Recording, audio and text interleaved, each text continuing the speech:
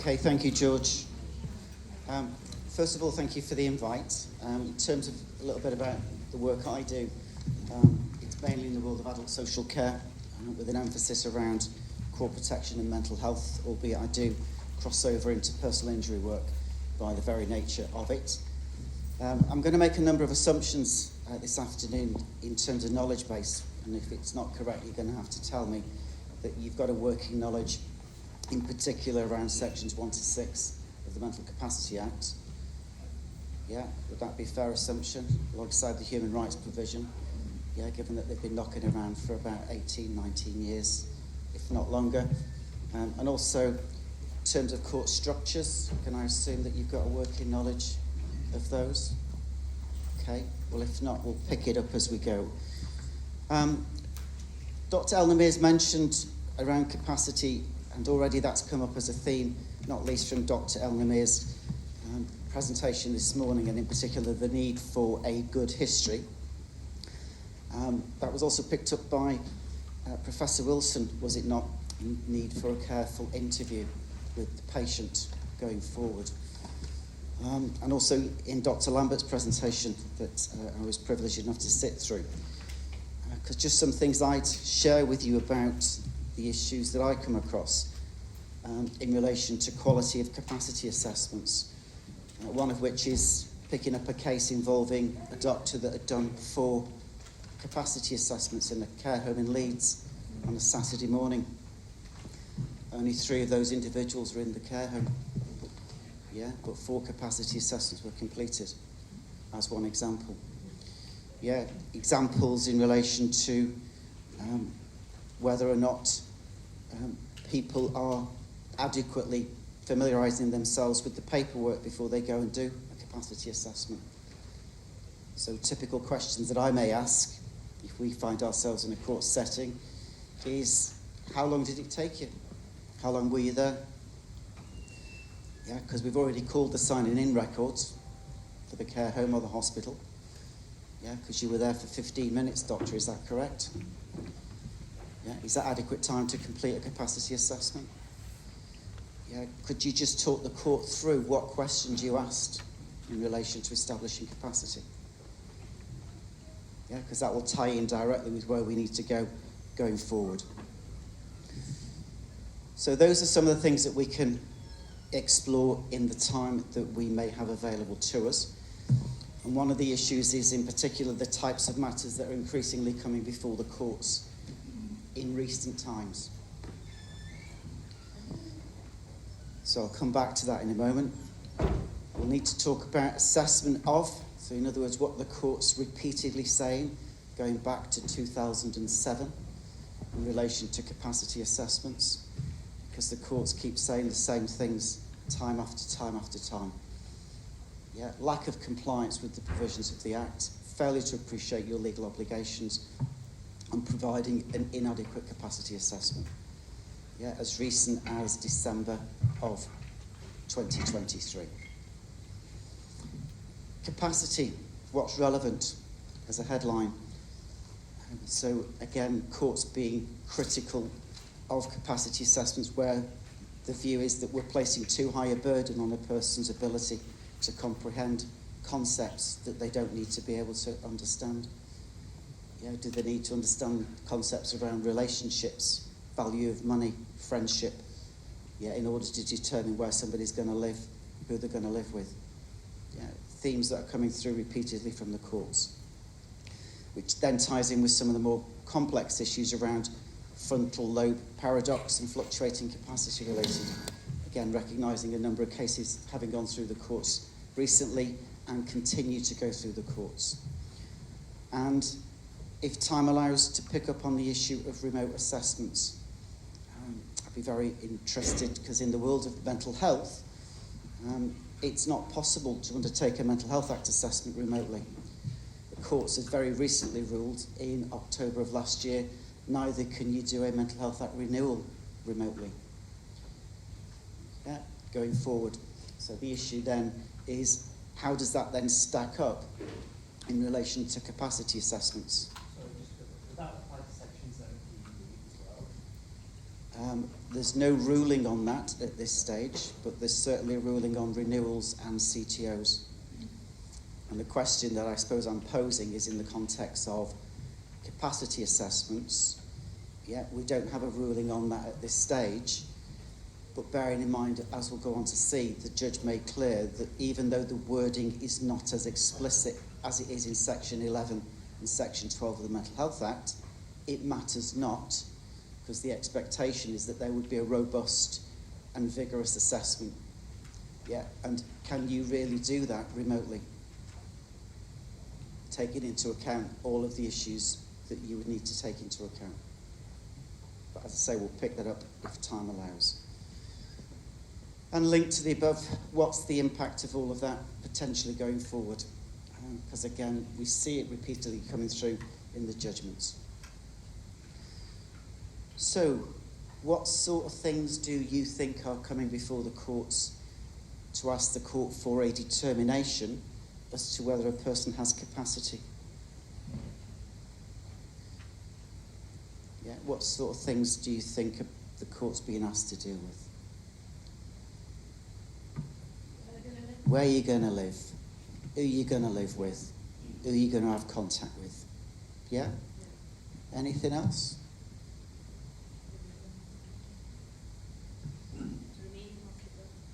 Yeah, whether you're going to stay in hospital or not.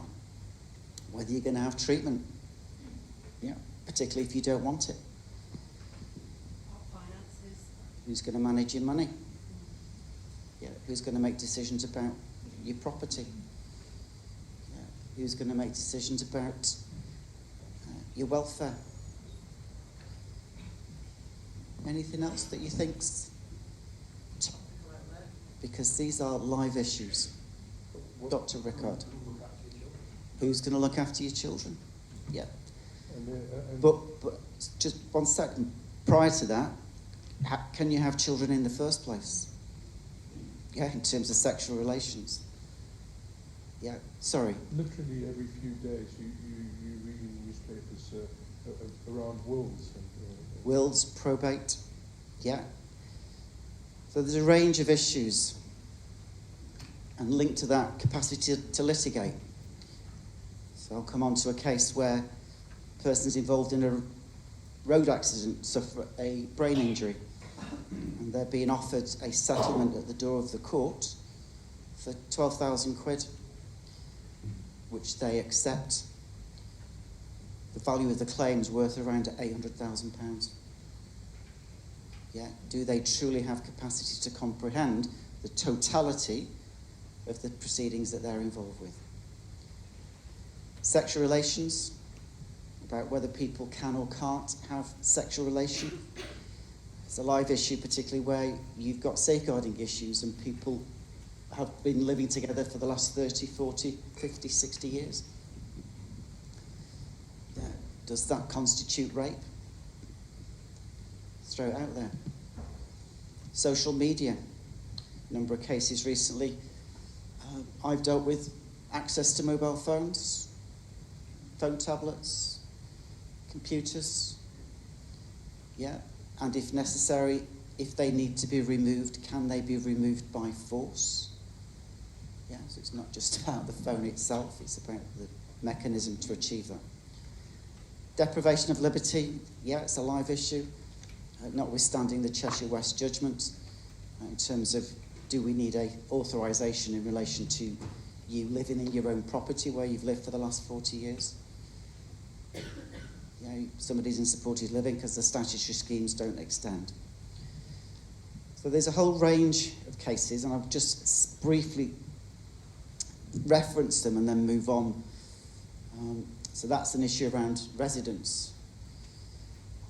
So where's she going to live? Because she's lived at home for a very long time. And the court basically say we want a Section 49 report completing by the 27th of September. By the 2nd of October, the matter's in court. The report's not been produced. What then happens is there's a request for further exploration in relation to whether she should go home or not. However, the ICB Yeah, bearing in mind this is a 2024 case, so it's not from 30 years ago. The ICB basically is saying we're not going to support a return home package. And the judge decides, I don't need a capacity assessment. I don't need a Section 49 report. I'm going to make a finding based upon the information that I've got. You're looking surprised there. What might you say to that, people, if that was your mother, grandmother, sister?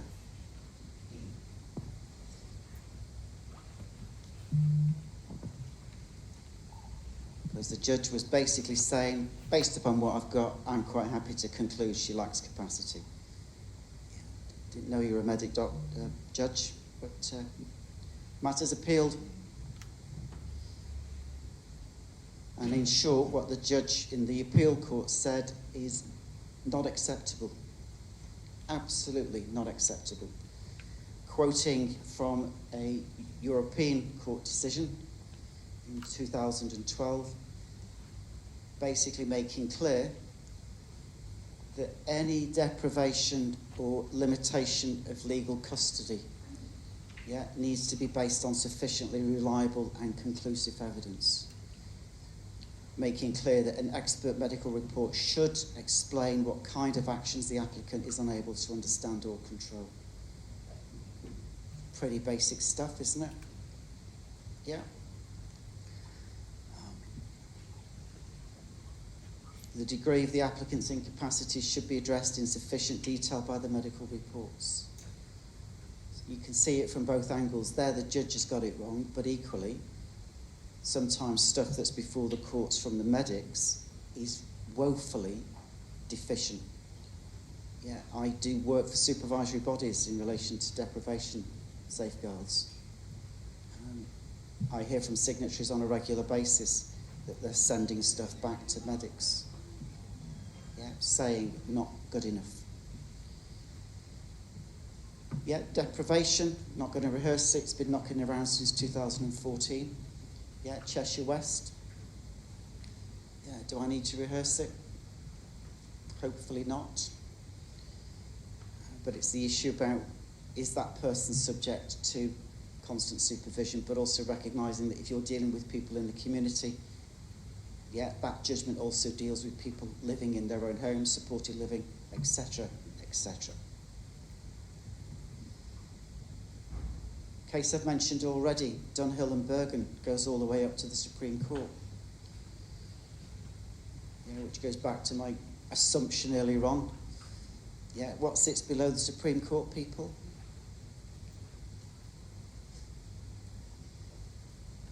What sits below the Court of Appeal? So very briefly, just to help you, that's the court structure. Lower courts, tribunals to your right, criminal stuff to your left, then the rest of it here up to the High Court. Then you've got Court of Appeal, and then you've got Supreme Court. Yeah, and those two are your appellate courts. So if I go back to Dunhill and Bergen, what you can see is it's the most senior court in the land issuing a directive, which basically means we're all bound by it, as indeed it was in relation to Cheshire West. So the issue here is the point that we'll come on to, particularly around fluctuating capacity. Did she understand or have the ability to understand the totality of what she was dealing with?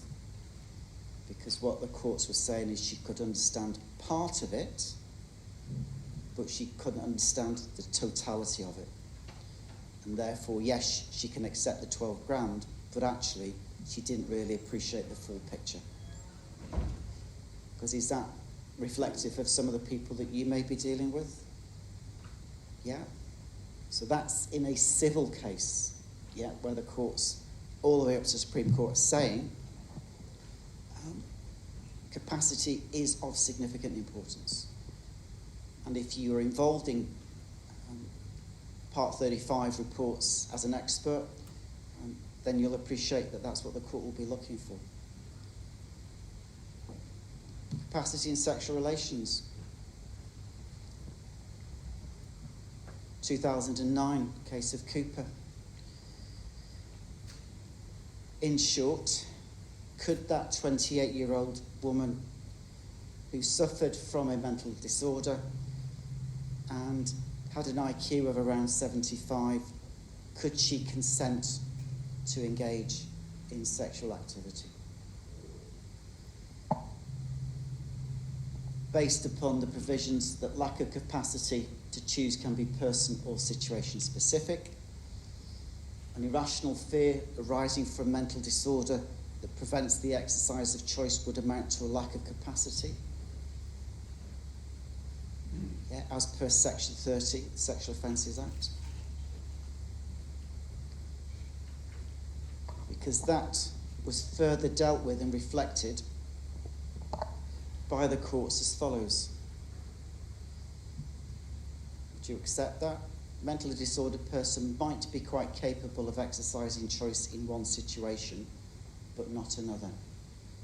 It was difficult to think of an activity more person situation specific than sexual relations.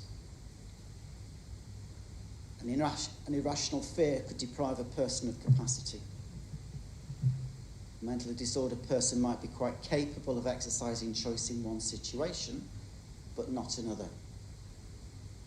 It's difficult to think of an activity more person and situation specific than sexual relations. An irrational fear could deprive a person of capacity. Would you accept the learned judge's conclusion on that? Because what we're talking about here is not abstract stuff. This is stuff, as I say, is regularly going before the courts. From hospitals, care homes, community settings.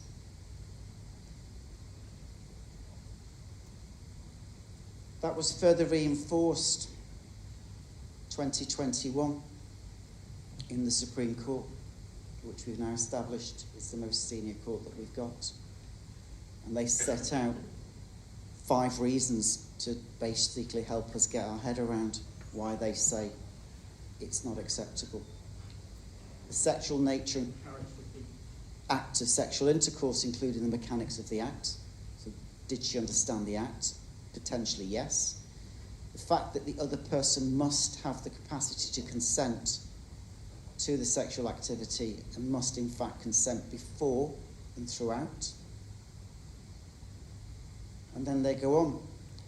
The fact that P can say yes or no to having sexual relations and is able to decide whether to give or withhold consent.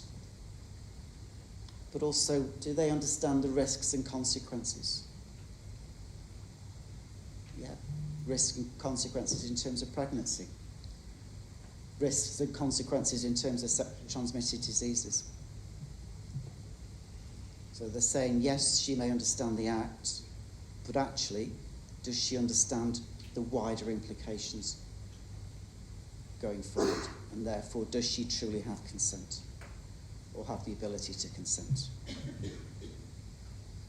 Which has again been further applied in a very recent case in 2023, which I'm not going to rehearse, but it was in relation to a range of issues: residence, care and support, contact, use of the internet and social media, where again the court basically said, not satisfied based upon the medical evidence that I've been presented with, that they truly comprehend the totality of the issues going forward. I'm going to jump over that because we've covered it. But you may find this helpful, because this is from the Vice President of the Court of Protection at the back end of 2023. So when I ask you, in terms of an assumption about sections 1 to 4 of the Act, that basically is about what do I need to know if I'm assessing capacity? Because the expectation is that you've got full familiarity with section 1, 2, 3, and 4. Okay?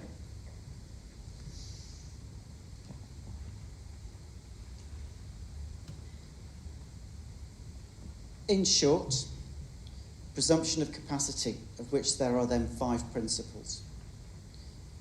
Yeah, not going to rehearse them because the assumption is that we know them. Presumption of capacity, all practicable steps, unwise decision, least restrictive, best interest.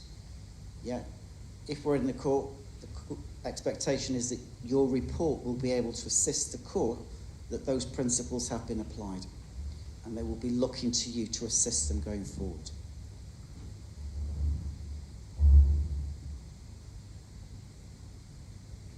Persons not to be treated as unable to make a decision unless all practical steps have been taken. Yeah, merely because they make an unwise decision, and it needs to be taken in that person's best interest. And in doing so, we need to apply diagnostic and functional assessment as per section 2. There must be an impairment of or a disturbance in the functioning of the mind or brain, as distinct from a separate definition of mental disorder.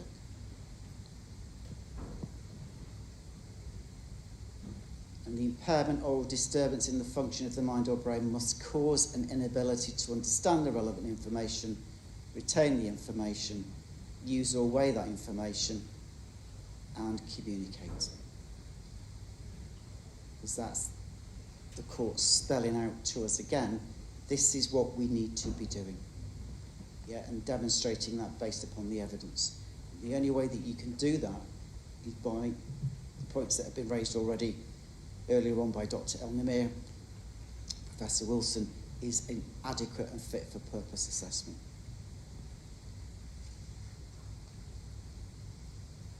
And for there to be a causal link between being unable to make a decision and the functional elements. And it matters not whether it's permanent or temporary. So I'm going to fast forward there because time is against me. As I say, there's materials in here, particularly in relation to capacity in terms of what's relevant, just to signpost you to it. There's also stuff in there from a very recent case from the back end of last year in relation to the disagreement between the medics as to whether the person had capacity or not, which you may find helpful to review. And there is also some interesting case law developments around fluctuating capacity, which at its simplest, the issue being raised by the court is, does this person have the ability, as I've said earlier, to make micro decisions, or do they have the ability to make the overarching macro decision? And secondly, in some cases, could we or should we be looking to make a longitudinal decision over capacity? So the courts are grappling with those issues, going forward.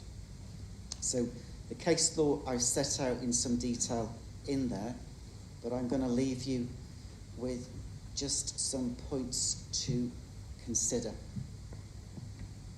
Say, time is against us. Remote assessments, I think I've picked up from a question from the floor earlier on, and those are just some points that you may want to think about. Unless there is cogent evidence that P lacks capacity, the court has no jurisdiction. The provisions of the Act need to be applied, and as the case law makes clear, there needs to be a thorough and robust assessment and careful consideration in relation to the wider issues as opposed to the 15-minute mini mental state examination as to how long the King's been on the throne and who's the Chancellor of the Exchequer. Going forward. Which links to the issue of a history with collateral information and whether it does potentially amount to negligence going forward, because if nothing else, if that case gets adjourned, there may well be cost implications, if not negligence. So Dr. El-Nimr, I'll pause there, if that's okay, based upon time, and pass the baton back to your good self. Thank you.